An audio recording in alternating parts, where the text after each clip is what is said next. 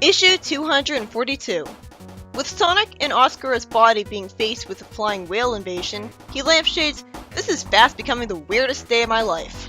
Meanwhile, we see Oscar and Sonic's body with his arms still around Amy, and Amy's not questioning it at all, even though she thought the only reason he was doing it earlier was as an act to get public approval. And Sonic never does this with her as just a friend thing. Oscar hopes that Harvestman will get here soon, as this is all pretty hard work. Well, of course, with the smear campaign going on, why wouldn't it be hard to be Sonic right now? Immediately after Amy asks if the whales are good or evil, a flying whale immediately says he plans to destroy all of the Mobians. Well, that was fast, and I hope that was a joke. I don't get why these guys would want to do that. They have no reason for anything they're doing. And wouldn't all Mobians include themselves? Amy points a crossbow at the flying whale, but obviously she won't have the guts to actually shoot it at an organic being. So seriously, why does she keep bothering with this thing? She should have gotten a stun gun the second robots stopped being a major problem. Why have a weapon if you're never gonna actually use it on someone? Oh, Oscar isn't impressed either. He calls her crossbow a toy and asks, "What are you gonna do, harpoon him?" Is this an intentional lampshading of the fact that she doesn't have the guts to actually do that, or just a joke that it wouldn't do much to one whale? I hope it's both, because the latter would be a very tame joke. Also, Amy doesn't question him calling her sweetheart at all. Not a happy reaction, or a suspicious one. This is very forced writing.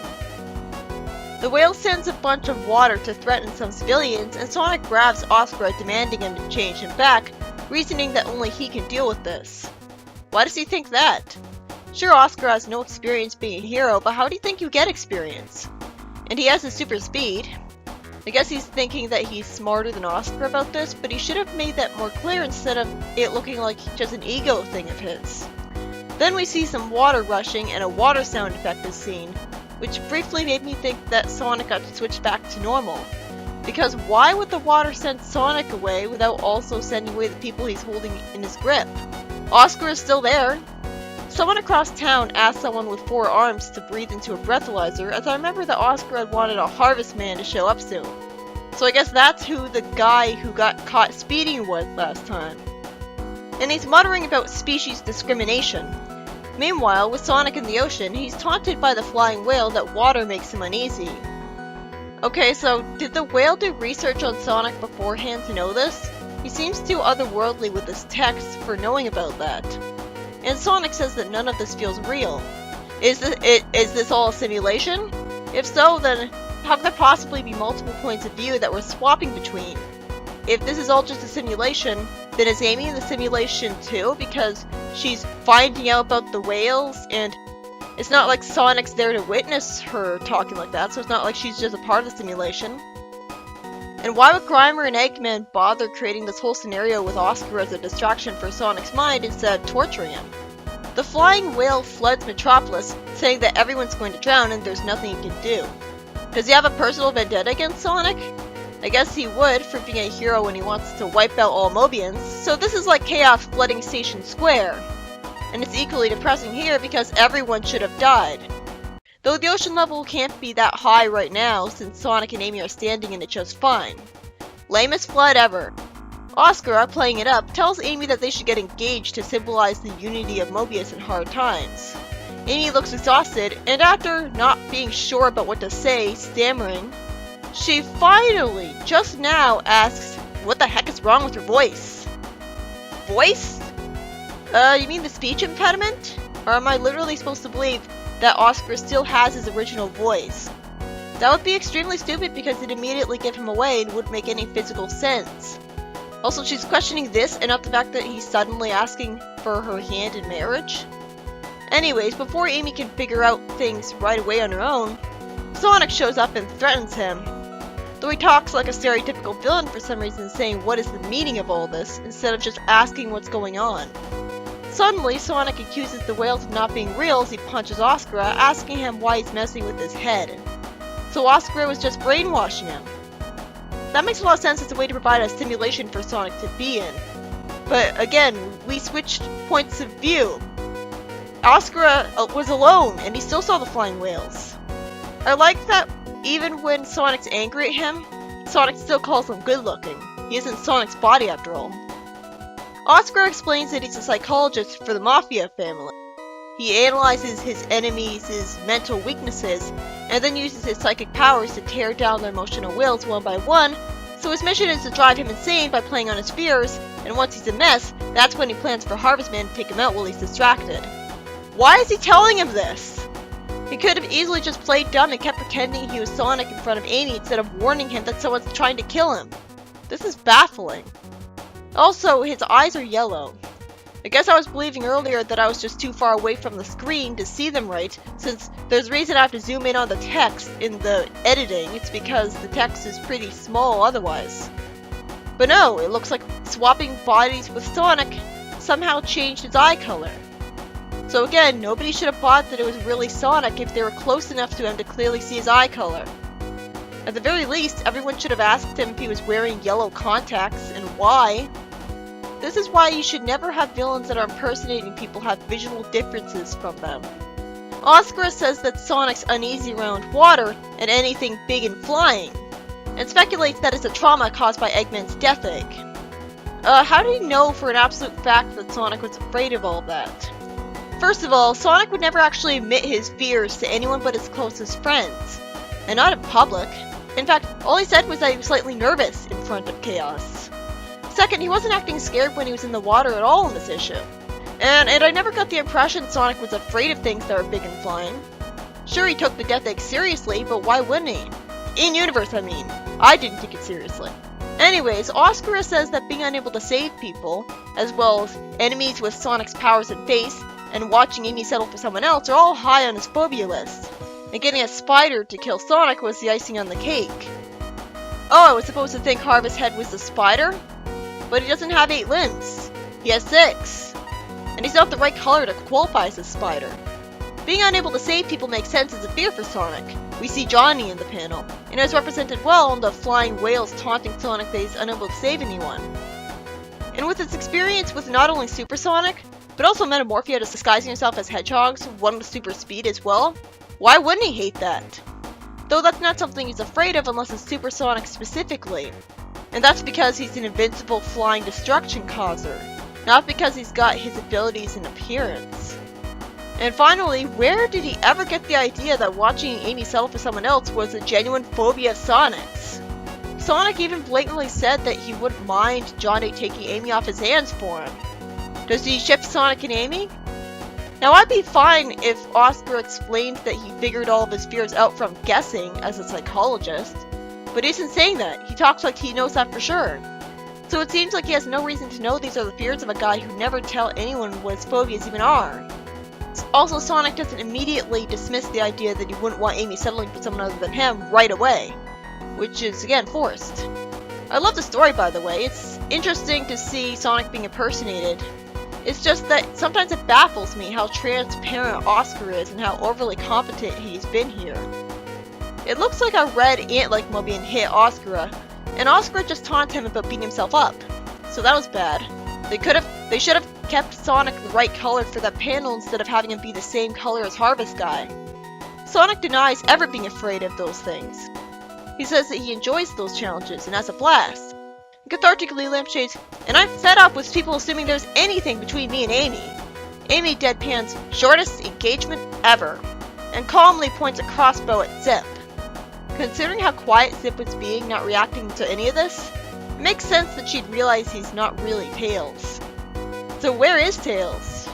I'd expect to have been shown that right away. He's oddly calm about a crossbow being pointed at his head. I guess he has no reason to think Amy will shoot it at him. Of course not, she wouldn't even shoot the whale. And she'd hurt Tails' body if she did that. Zip clearly has red eyes, which is a really big problem once again because you'd think everyone would immediately notice and accuse him of being a fake on sight. Oscar briefly shapeshifts into Johnny and then Chaos to try to scare Sonic. Or rather, I guess he's brainwashing Sonic into thinking that he's doing that. And Sonic calls him out, "How dare you use Johnny's death to try and scare me?" Sonic insists that he's not even bothered by Oscar, when he clearly is. And then there's a flash of green light and we see Sonic and Tails back in their original bodies. Why? That was very, very contrived. How did that even happen? Sonic obviously lied when he said he wasn't even bothered by him, so why would a lie get him out of this? Why would he just give up without even letting the Harvest guy show up first? Tails says that he was having a bad dream, that he was running through an orange forest with no escape to it. And the story ends with Oscar ominously saying, "Pride comes before fall. You should have let us cap you, Sonic. It would have been a better fate than what you've got coming to you." He's right. He's absolutely right. Poor Sonic. But how does Oscar know about Grimer and Eggman's plan? In the next story, we start out with Tails conveniently at a hospital because conveniently the ambulance got to him just in time. It's a really good thing that someone called an ambulance for him and stuff. When the last time we saw him, either he was all alone with Bleed, or the other people in the room were too incapacitated to call the ambulance for him. Tails reflects on the fact that Bleed said furballs are all his puppets. So is that building up to a silly revelation that only people with fur can be controlled by him? Because he's a bloodbender, so why would the blood-holding people having fur make a difference? Rather than Sonic being worried about Tails because he just had a heart attack, so he just says, "Can't leave you alone for 5 minutes, can I, Pixel Brain? Whatever happened to my great and powerful team of freedom fighters?" It's pretty insensitive of him to make a joke like this. Amy and Tails almost died, and he's calling them wimps for it. Amy charmingly snorts with her arms crossed in a teasing smile. "Oh, smashing! Got here early, just when I was beginning to feel better, too." Without Sonic having any sort of reaction to that negative comment, which isn't even common of Amy to get to him, he says that Bleed is a cold-blooded maniac, and this gives Tails an idea based on the word cold-blooded. So Bleed is cold-blooded? That's unique for a person. He calls Sonic a genius when Sonic obviously didn't mean it like that, and says he has to make some calls in excitement, while Sonic can stay with Amy since he wants to prove himself alone, I guess. Amy then snarks amusingly, "Well, so long as you're here, you can get me a coffee." Then we see that Bleed can only use his powers at night when people are tired. He dismisses Warmbloods as pathetic for needing to sleep, and then we see all of Tails' cold-blooded friends together against him, Spectre saying satisfyingly, "How ironic. In criticizing your victims' weaknesses, you've revealed your own." This is pretty clever. So I guess the source of Bleed's powers is that he can only control warm-blooded blood? Except he was literally talking about controlling blood pressure and increasing the amount of adrenaline. He was talking about chemicals. Wouldn't that require some in-depth power of blood? This seems to imply that he was only able to control blood because he could telekinesis the heat in it if warm-blooded is taken literally. Meh, whatever, it's a fantasy universe and they need some solution. I just don't see why he needs it to be at night, and why he has this weakness in the first place, logically. And even some pirates threaten Bleed over some debts that he owes to a mafia family. Mighty actually lampshades his powers not working on cold bloods, and Tails says something to do with level of oxygen in the blood. I don't really care. So at least they kind of tried to explain it a little, but again, Tails doesn't really care. Aren't Kitsune supposed to have high intelligence? He'd care a little. Then another text bubble shows up, seeming to imply that it's continuing off from what Tails said, so apparently it's Tails who said, "I just want to see this smug freak beaten." Vector points out that Bleed can still raise the adrenaline levels of reptiles and insects, but that just makes them stronger. Good, that's the case, because that actually makes sense. Then someone says hilariously, "Without your powers, even Charmy can beat you up." Then we see Bleed in an isolated cell in the maximum security prison, and the prison's on the Great Mobian Prairie. And all of the guards are reptiles, which is pretty genius. It's like how they imprisoned the Iron Queen in a prison with no gadgets for her to control. Why would people have to carefully select a courtroom for, oh right, they'll all have to be cold-blooded too. Amy then says that she owes Tails an apology, saying she was horribly unfair to him and she's really sorry for doubting his skills. He just had a heart attack. Why wouldn't she doubt his skills? And Sonic glares at him resentfully for some reason, as Tails humbly forgives her and says it was the Chaotix who defeated him. Why would Sonic be annoyed at him for this? Vector reassures Tails that he deserves the credit for coming up with the plan. He even convinced Filch and Max Gamble to come along. I mean, I guess Max considered Bleed to be a potential threat to him, but no, because he's immune to Bleed's powers. Why would Max agree to take down a villain that almost killed his worst enemy? That was weird. I guess he paid him a lot of money. They should have explained that. He calls Tails his plan genius, and even Sonic says, not bad at all. Tails smiles, thinking that his victories have finally been recognized. You mean one victory. And the next time he writes a letter home to his family, he won't have to lie to them for a change. Wait, so he didn't write any letters after the first one that lied? Because he's had a lot of victories before this point. You'd think he would mention those too, if him writing letters to his mythical invisible family is a regular occurrence. In the next story, we see Waterfall Forest Zone on Mobius with notably different art than one that I'm used to, and Tikal says that it's happening again, just like with the other zones. And it's as if something has sucked the life out of the whole area. So Eggman's trying that life-draining plan again? And every time it happens, as Knuckles says, there's the same message shown all over the place, warning them that Vichuma's coming home. Wait, Vichuma's the name of the god of death? When I first read this story, I was confused because I misread the V in his name as a N at first, because it was at the very leftmost part of the panel, so I thought that it was a cut-off N. Knuckles explains, thanks to the ancient scrolls, that the god of death was banished millennia ago. How? How? And its great temple was destroyed. Why did people build a temple to the god of death? They must have been forced into it as slaves, or been in a cult. And the people built a monument to their dead on it. The Temple of Tikal. Well, that's a pretty odd monument. Why would you name a monument in a temple that's a monument to the dead after Tikal? That seems like she'd be kind of awkward about that. Then we learned that the God of Death's temple has risen again as we see Tikal and Knuckles heading towards it in a flying machine with the guard robot color scheme. There's a charming moment finally as Tikal asks what'll happen when they run into the God of Death. Knuckles says, "I have no idea." And Tikal snarks, "That makes me feel a whole lot better." It's really nice and novel to see Knuckles and Tikal interacting so much for a change. No other Sonic comic did that. Though their interaction isn't exactly fun. I mean, it's not like with Knuckles and Julie Sue. Like, I'm not really enjoying every time that I see them together because they're snarking at each other entertainingly. No, it's more like Knuckles dishes it out and Tikal takes it. They go into the temple. Tikal comments on how quiet and cold the place is, making me wonder if she's being reminded of when she was trapped inside of chaos. And then Knuckles hears the voices of his people, mentioning doctors and builders. How would you know that based on their voices? He says that it seems like, in this place, he can contact the dead, and hear messages from beyond the grave. So we could learn about his past this way. Or is this gonna be another move the goalpost situation? You know, Pandarus didn't take very long at all to establish other echidnas than Knuckles. And pretty soon after the Knuckles comic started, we got a proper explanation for where all the other echidnas had gone, who would have had to exist for Knuckles to have been born. Compare that to Fleetway, where it dragged out Knuckles getting answers to the most basic plot holes surrounding him, until finally the adventure adaptation happened. How is that better writing? It was so dragged out, it was ridiculous. Tikal says that because the people of the temple she's seen and heard were killed and trapped here, she doesn't think they should be listened to or trusted at all, even though they could have valuable information. What, because they were killed? Naturally, Knuckles ignores her. When has he ever trusted her advice? I feel sorry for her.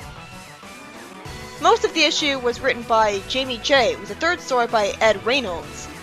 In the first story, it turns out that the whole situation with the flying whales flooding the city was just Oscar brainwashing Sonic to try to break him so he could be killed easily. And Sonic gets out of the brainwashing extremely easily just by lying that it doesn't bother him when he's clearly mad. But as interesting as the story was, it felt contrived as well as confusing. Oscar doesn't say that he just guessed what Sonic's fears were, he just knows them for no reason. At least he gets one of them wrong. Sonic's fine with someone else being with Amy. Sonic got out of that situation way too easily. Oscar just let him go for no real reason. And yeah, considering what's coming to him, Sonic was better off giving up.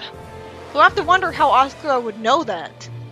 And with Oscar impersonating Sonic, I was expecting that you know, more would come of this, that he would do a lot more with this, and it would last more issues than just this. It feels like it was a wasted concept to switch bodies with him. I guess he figured that losing super speed was part of Sonic's fears, but still, it's not like he ruined his reputation with that. The second story has Tails just assume that the cold-blooded bleed can only control the blood of the warm-blooded. He just assumes that with no real evidence. So, is it true that only warm-blooded creatures have fur? I mean, if it is true, how would Tails know that, if even I'm not sure about it? And he turns out to be right as we get a brilliant ending where all of the cold-blooded Sonic characters team up against Bleed, who's only able to raise their adrenaline levels. Even Filch and Max Gamble join in. Filch because he's a ghost, so there's no blood to manipulate. And Tails gets the recognition he deserves for the plan he came up with. He was pretty lucky he survived that heart attack, though. He was acting as if it was the kind of thing that would kill him in seconds. Why would he survive it for that long until he got treatment? Well, I don't know how heart attacks work exactly, especially not in a fox. It was satisfying seeing such a menacing character as a bloodbending ant get the punishment he deserved. He seemed unstoppable. The way Sonic acted was annoying in this story. He looked resentful at Tails easily forgiving Amy being humble, as if he doesn't get any of the appeal of him as a character. And after the way he reacted to Tails being hit with a laser by Super Sonic, I'd expect him to be a lot more worried about Tails getting a heart attack and be full of relief that he's okay, instead of joking that Amy and Tails are pathetic for almost dying like Johnny did. It seems like Sonic always gets portrayed as a worse person in general in the Tails' stories, like when he casually ditched Tails before he was dragged into the Nameless Zone, or when he caused Tails to want to get self-improvement hypnosis. They crank up Sonic being a jerk so much that it's surprising even for Fleetway Sonic. And the third story has Knuckles and Tikal see that some zones are getting the life drained out of them, and they go into a temple where attendants were killed, with Knuckles wanting to get some answers about the past from their ghosts. Not much really happened.